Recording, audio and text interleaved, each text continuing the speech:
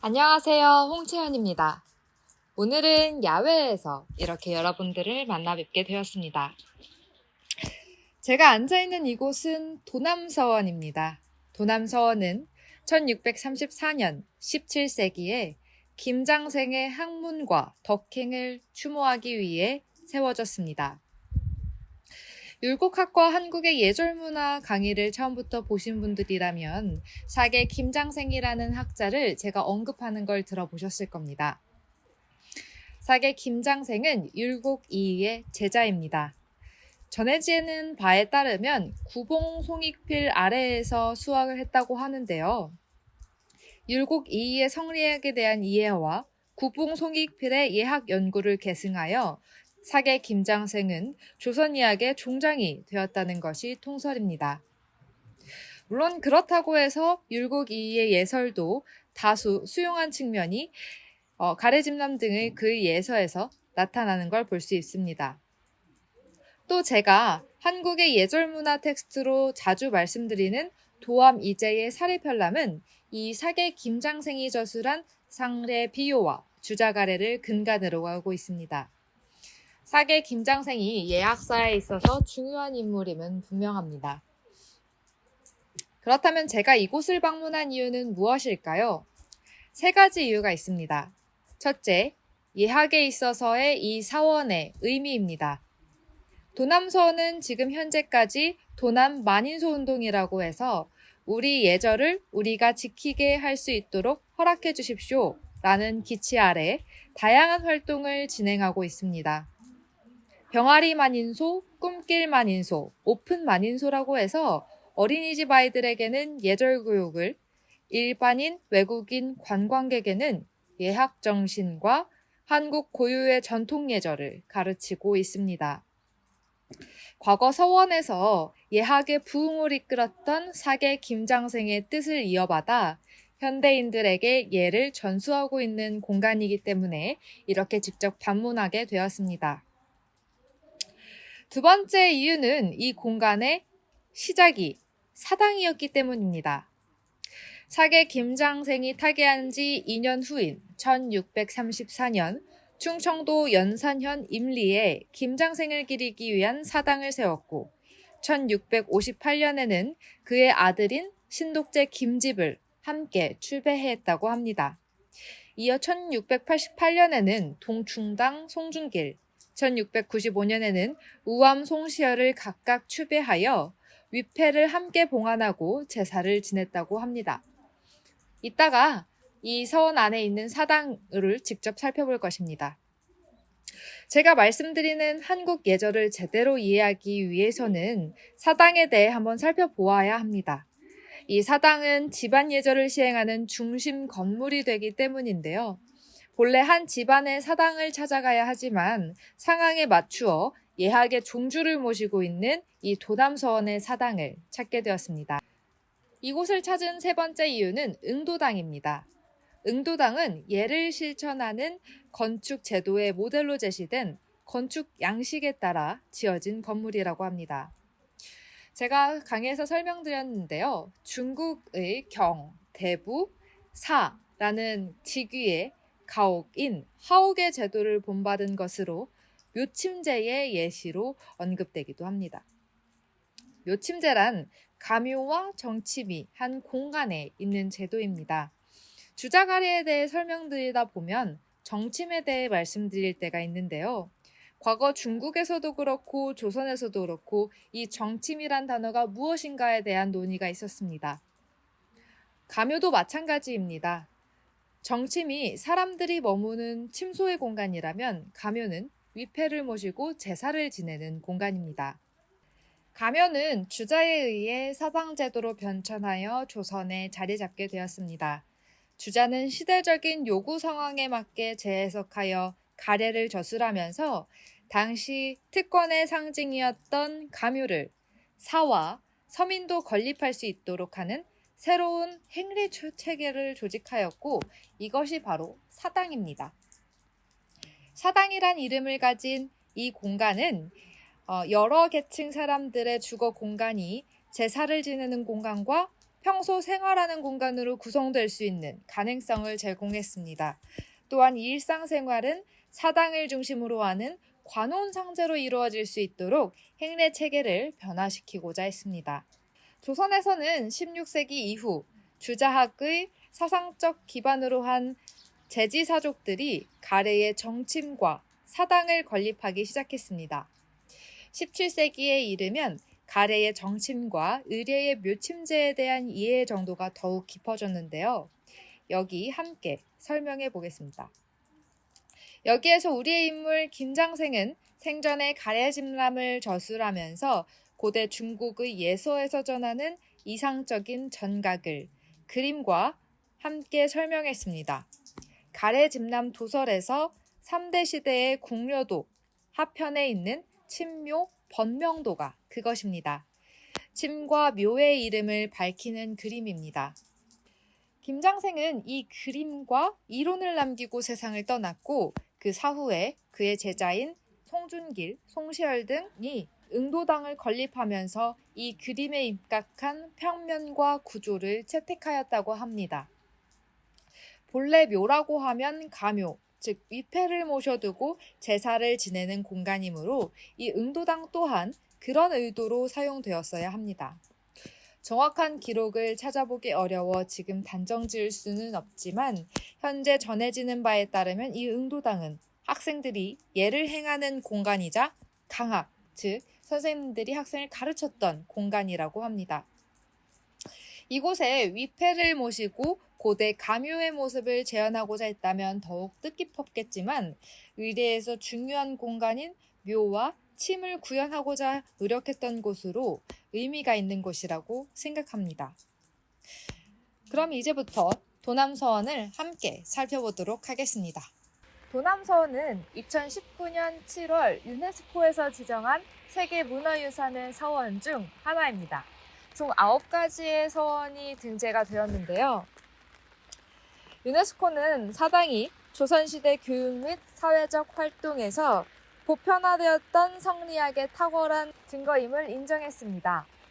등재 기준은 향촌 지식인들이 소수서원, 남계서원, 옥산서원, 도산서원, 피람서원, 도동서원, 병산서원, 무성서원, 도남서원 이 9개의 서원을 통해 성리학 교육을 적절하게 수행했기 때문에 교육체계와 건축물이 이들을 통해 창조되었고 또한 전국에 걸쳐 성리학이 전파되는 데 기여했기 때문에 이 서원이 세계문화유산으로 등재된 것입니다. 사당을 살피기 전에 제가 사전조사를 했을 때 유네스코에서 이곳을 등재한 기준 중 눈에 띄는 구절들이 있었습니다. 그들은 향촌 사회의 선현들을 제양하였고 제양 인물을 통해 강한 학문적 계보를 형성하였다라는 구절입니다. 또 보존 및 관리 체계를 설명하는 데 있어 이런 구절도 있었는데요. 신청유산은 제향, 강학, 교류와 유식이라는 기능과 유기적인 공간 구성을 통해 서원의 가치를 나타내고 있다는 설명입니다. 제향이란 각종 제사 의식을 의미합니다. 도남서원에서는 사계 김장생 선생님을 추모하고 그를 위해 제사를 지냈지요. 강학은 그들이 제양하는 인물의 정신을 본받아 공부하는 것입니다. 교류는 같은 정신학자들이 모여 자신의 생각을 교류했다는 것이고 유식은 놀고 쉬는 공간이기도 했다는 것입니다. 2019년에 선정된 9개의 서원에 해당하는 도남서원은 이렇게 제향, 강학, 교류의 가치를 지니고 있는 아주 중요한 장소라고 할 수 있겠습니다. 도남서원의 배치를 한번 보시면요. 낮은 구름지에 전면에는 강당을 두고 후면에는 묘당을 준 전학, 후 묘식의 강당입니다. 앞 전자의 배열학자, 뒤 후자의 묘당 묘자를 사용하여 서원이 일반적으로 가지고 있는 건물의 배치를 가지고 있습니다. 서원 가장 앞에 지금 제가 서 있는데요. 이 앞에서 보이는 이 비석은 하마비라는 비석입니다. 내릴 하자에 말 마자를 사용한 비석은 말을 타고 이곳을 지나는 사람은 누구든지 말에서 내려야 한다는 의미를 가지고 있습니다. 말에서 사람을 내리게 할 만큼 이 공간을 굉장히 존중했다는 의미입니다. 그리고 이 붉은 문을 보실 수 있는데요. 이 붉은 문은 홍살문, 홍전문, 홍문이라고도 합니다. 이 문은 서원이나 향교에 종종 설치가 되어 있는데요. 이 문에 칠해진 붉은색은 악귀를 물리치고 가장 위에 보시는 저 삼수창 모양은 나쁜 애군을 물리친다는 상징을 가지고 있습니다. 그렇다면 우리는 좀 더 걸어가 볼까요? 자, 이곳은 산악루라고 하는 누각입니다. 보시면 산자에 우러를 앙자, 누각 누자를 사용했는데요. 산을 우러러보다 라는 의미를 가지고 있습니다. 이 산악루는 비교적 현대인 2006년에 건립되었다고 합니다. 현대에 쉬기 위한 공간으로 건립했기 때문에 누각의 이름인 산항이 실제로 산을 바라보기 위한 공간이다 라는 의미가 큽니다. 저는 여기에 좀 더 의미를 부여해 보았는데요. 시경에 고산앙지며 경행행지로다 라는 구절이 있습니다. 높은 산을 우러러 보며 큰 길을 행하도다 라는 구절입니다. 이 구절은 도를 향해서 가다가 중도에 쓰러지더라도 자신의 늙음을 잊어 자신의 나이의 부족함을 모르고 열심히 날로 부지런히 하여 죽은 후에야 공부를 그만둔다는 구절이라고 합니다. 높은 산이 우리가 바라보고 있는 목표 지점, 그리고 큰 길을 가고 있는 것은 목표를 향해 공부를 하는 것이죠. 이 구절과 함께 산악루가 서원 앞에 있는 것을 보면 도를 이루기 위해 이 서원에서 열심히 노력하고 중간에 행여 그만두고 싶더라도 산을 우러러 보며 마음을 다잡고 싶어지는 것 같습니다. 다음은 입덕문입니다. 들어갈 입자에 덕자를 사용하여 덕에 들어간다는 의미입니다. 대학이라는 경전을 보면 그 책이 초학 입덕지문이라는 구절이 있습니다. 처음 공부하는 사람들이 덕에 들어가는 문이란 뜻입니다. 공부의 시작을 의미합니다. 이 입당문이 서원의 시작으로 이제 공부가 시작된다 라는 의미로 이해할 수 있습니다. 이 건물은 응도당입니다.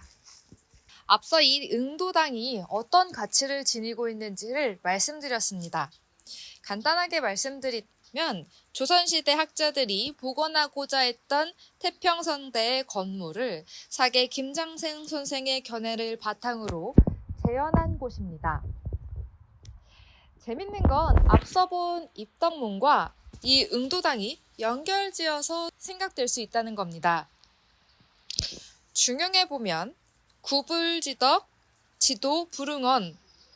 만일 지극한 덕이 아니면 지극한 도가 응집되지 않는다 라는 구절이 있습니다. 덕을 통해 도를 응집할 수 있다 혹은 도를 이룰 수 있다 라는 말입니다.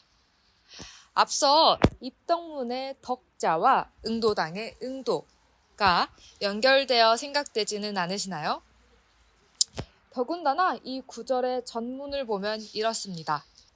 우대제라 예의 300이요 위의 3000이니 대기인 연후에 행인이라 고로 구불지덕이면 지도 불응언이라 모자람 없이 크도다 예의가 300가지이며 위의가 3000가지로다 그 현인을 기다린 뒤에야 행해진다. 그러므로 진실로 그 덕이 있는 사람이 아니면 지극한 도가 이루어지지 않는다. 예의 300, 위의 3000은 줄기가 되는 예의 절차가 300이요. 그 세부적인 내용이 3000가지나 된다는 말입니다. 구체적인 절목이 3000가지나 되는 이유는 상황에 따라 다르게 시행되기 때문입니다. 그래서 현인을 기다리는 겁니다. 현명한 사람만이 예의 본뜻을 알고 적절한 때에 시행할 수 있기 때문입니다. 그렇게 예의를 시행하여 덕을 쌓고 도를 이루기를 바랬던 것입니다. 마치 예학을 연구했던 김장생을 현인으로 생각하고 그가 도를 이룸을 숭상하기 위해 이 응도당에 응도라는 이름을 붙인 것 같습니다. 다음은 정회당입니다. 이 정회당은 사계 김장생 선생님의 아버지가 독서를 하던 공간이었다고 합니다. 고요할 정자에 모일 회자로 이 단어를 어디에서 차용한 것일까를 오랫동안 고민해 보았는데요. 사전 조사를 하다가 이런 구절을 발견했습니다. 15세기 조선의 학자 회제 이연적의 시입니다. 읽어드리면 벽운 저입함 유간 세통야 정해 망언취 침음 부재시 나지막히 푸른 구름 드는 난간에 한 줄기 냇물이 흘러드는 못 고요한 가운데에 말을 잊으니 나지막한 읊조림은 시가 아니네. 시에 담겨져 있는 내용을 심층적으로 분석하기에는 제 실력이 조금 부족합니다.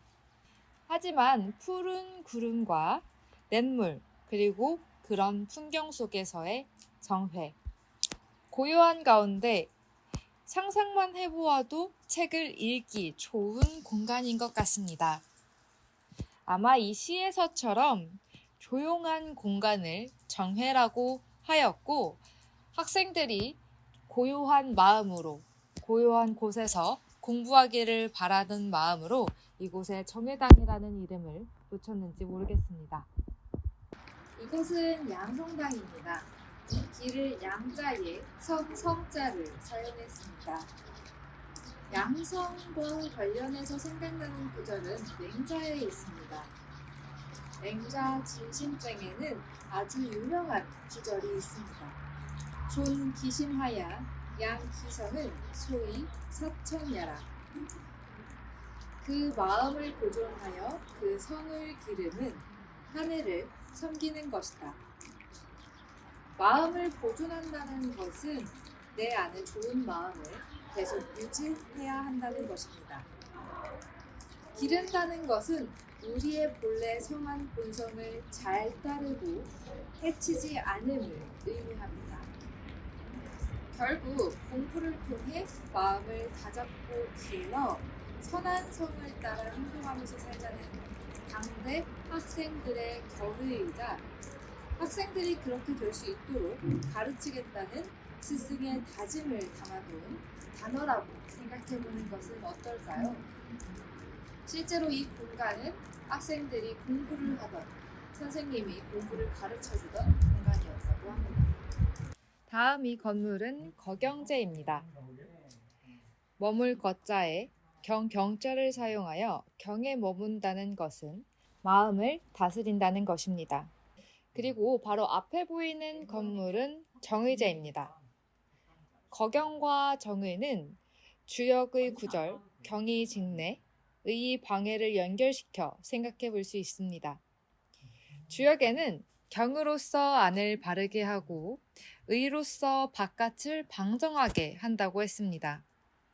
이 구절에 송나라 시대의 학자인 호갱이라는 사람은 거경은 정의하는 이유이다 라고 했습니다. 경에 머무는 것은 의를 세밀하게 하는 까닭, 이유라는 것이죠. 현대 학자들은 의를 세밀하게 한다는 것을 궁리한다는 의미로 바라봅니다. 이치를 궁구한다는 의미입니다. 성리학자들은 거경, 궁리가 학문의 큰 틀이라고 생각했습니다. 마음가짐을 공경하게, 쉽게 말하면 항상 한 가지에만 집중하여 내 행동을 조심하는 것이요.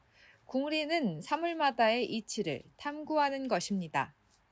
다시 말해 거경제와 앞의 정의제는 마음가짐을 다잡고 공부를 열심히 하여 양성한다는 맥락에서 함께 이해해 볼 수 있겠습니다. 자, 이곳은 유경사입니다. 오직 유자에 공경할 경자를 사용한 사당인데요. 경자는 앞서 본 거경제에서 볼 수 있듯이 유학자들이 공부를 할 때 굉장히 중요한 요소였습니다. 공경을 한다는 건 단순히 사람을 공경한다는 의미뿐만 아니라 자신의 마음을 한 군데 집중해서 주일무적하고 항상 마음이 가라앉지 않도록 상성성 깨어있도록 유지하는 것이 바로 경의 의미입니다. 김장생이 연구했던 예학에 있어서는 이 경이 특히 중요했는데요. 예학은 손부터 발까지 그 모습을 공경하게 하는 것이 핵심입니다. 따라서 여기에 왜 유경사라는 이름이 붙여져 있는지를 알 수 있죠. 또 여기에는 화판에 보면 숭례사라는 이름을 가지고 있기도 한데요. 이것은 예를 숭상한다는 의미로 해석이 됩니다. 숭례라고 하면 숭례문이 떠오르기도 합니다. 우리나라 남쪽에 있는 남대문을 숭례문이라고 하는데요. 이는 인의예지 중에 예가 남쪽 방향을 상징하기 때문입니다. 본래 숭례라는 구절은 중용 31장 구절 한 대목입니다. 그 구절을 잠시 읽어드리면 고로 군자는 존덕성이 도문학이니 치광대입 진정리하여 극 고명이 도중용하며 온후히 지신하며 돈후히 숭례라. 해석을 해보면 그러므로 군자는 덕성을 높이되 학문을 바탕으로 한다. 광대함을 이루되 정리함을 다하며 고명을 극진하게 하되 중용을 바탕으로 하며 옛것을 익히되 새로운 것을 알며 두터움을 돈독하게 하여 예를 높인다. 이 사당에는 앞서 계속 말씀드렸던 사계 김장생을 중심으로 그의 아들인 신독제 김집, 송시열, 송준길의 위패가 모셔져 있는 곳입니다. 학생들은 항상 이 사당을 바라보면서 공부를 하면서 이 사람들의 학문의 대통을 잇고자 했고 그들이 가지고 있던 학문적 정신을 계승하고자 했던 것입니다. 이 사당에 예를 숭상했다는 숭례라를 이름을 붙인 것은 정말 딱 어울리는 이름이라고 할 수 있겠습니다.